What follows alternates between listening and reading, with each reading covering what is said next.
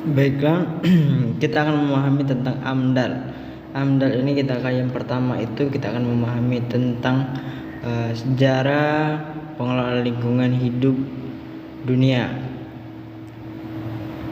Perhatian terhadap masalah lingkungan hidup di dunia dimulai dari kalangan Dewan Ekonomi dan Sosial PBB, dan pada waktu diadakannya peninjauan terhadap hasil gerakan dasawarsa pembangunan atau PD pada dekade 1 tahun 1960 sampai dengan 1970 untuk merumuskan strategi dasawarsa. Kemudian pada tahun dasawarsa pembangunan yang kedua 1970 sampai 1980, kemudian pelaporan Sekretaris Jenderal PBB yang diajukan oleh PBB yang disidangkan dan disahkan sesuai dengan resolusi PBB nomor 2581 pada tanggal 15 Desember 1999. Dalam resolusi tersebut diputuskan membentuk panitia yang bersamaan dengan Sekjen PBB yang menarik perhatian dunia dalam masalah-masalah lingkungan. Konversi pers yang pertama PBB lingkungan hidup, United National Convention of Home Environment, dengan diadakannya di Scotland, Selandia pada tanggal 5 sampai 16 Juni 1972.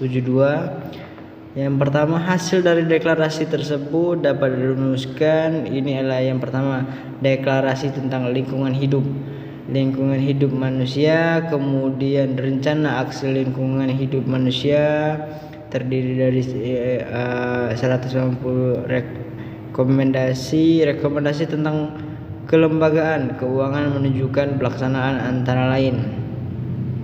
Yang pertama, Dewan Pengurus dari Dewan Pengurus United National Convention on Human Environment dan UNEP. Kemudian sekretaris dari PBB dan dana lingkungan hidup. Nah, Badan Koordinasi Lingkungan Hidup. Ya, yang keempat itu penetapan tanggal 5 Juni sebagai Hari Lingkungan Sedunia. Di tanggal 5 Juni adalah Hari Lingkungan Sedunia.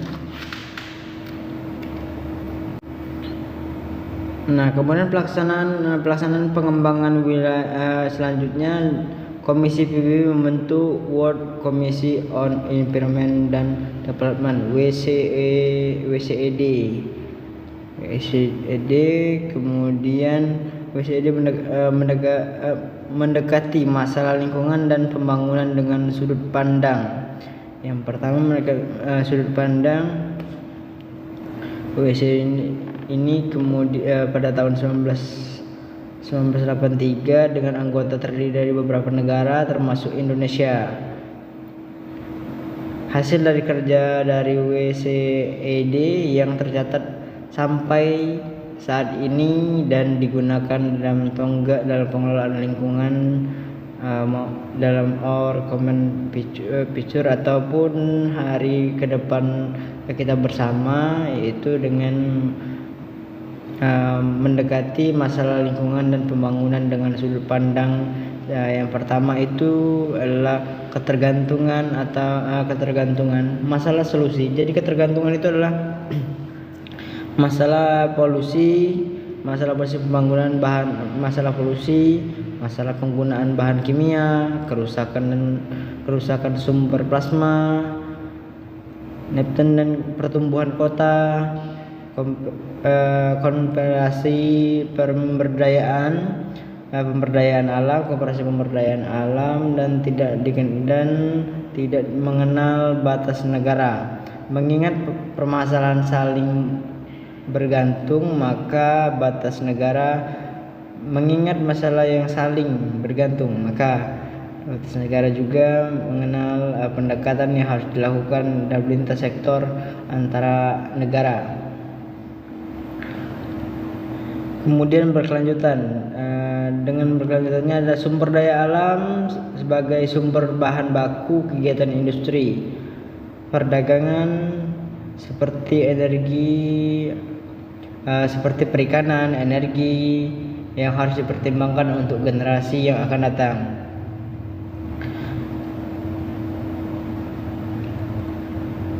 Kemudian yang berikutnya itu pemerasaan. Pemerasaan adalah desakan kemiskinan bisa mengakibatkan eksploitasi sumber daya alam. Jadi akibat dari eksploitasi sumber daya alam, pemerasaan terhadap lingkungan sangat berkurang secara berlebihan, sehingga dilakukannya peraturan untuk pemerataan. Security dan risiko, yaitu security dan risiko itu perlombaan kegiatan dan pembangunan tanpa penghitungan dampak negatif terhadap lingkungan, turut memperbesar risiko lingkungan. Kegiatan ini perlu ditanggapi dalam pembangunan berwawasan lingkungan, pendidikan. Kemudian pendidikan dan komunikasi. Pendidikan dan komunikasi yang berwawasan lingkungan dibutuhkan untuk ditingkatkan di berbagai tingkat pendidikan dan lapisan masyarakat. Yang terakhir itu kerjasama internasional. Kerjasama internasional adalah pola kerjasama internasional yang dipengaruhi oleh pendekatan pengembangan sektor dan pertimbangan lingkungan kurang diperhatikan.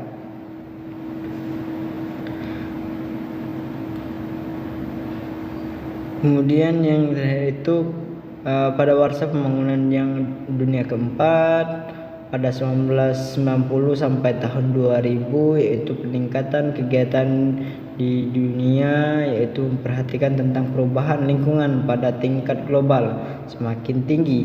Perubahan tersebut tidak hanya terjadi pada skala lokal, tapi sudah melintas pada wilayah lain. Fenomena hujan asap, efek gas rumah kaca, dan mengakibatkan akibat lain dari perubahan lingkungan menjadi bahan pertimbangan yang serius bagi Komisi PBB tentang pembangunan dan lingkungan. Pada tahun 1992, United National Conference on Human Resource Development mengadakan konferensi tingkat tinggi atau KTT Bumi di Rasio Development Brasilia yang diprakarsai oleh PBB pada tanggal 3 sampai tanggal 4 Juli 1992. KTT merupakan peringatan ke-20 Congressional Squad 1972. Hasil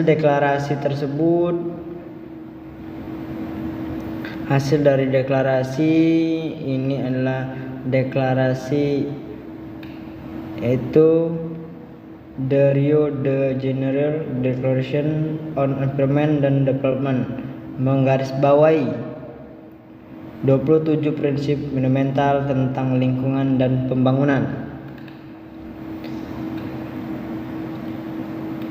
Yang pertama, mereka menggarisbawahi 27 prinsip fundamental dan berkelanjutan yang tentang lingkungan dan pembangunan.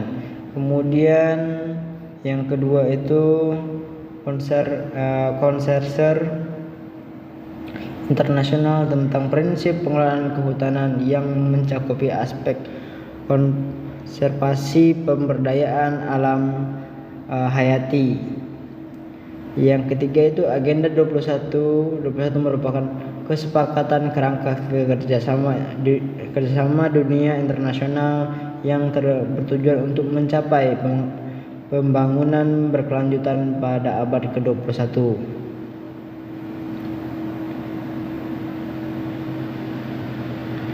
Itulah yang dapat saya jelaskan untuk sejarah tentang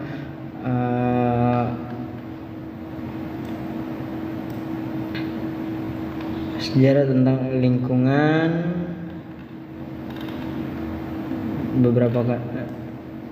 Kemudian akan saya lanjutkan dengan video selanjutnya.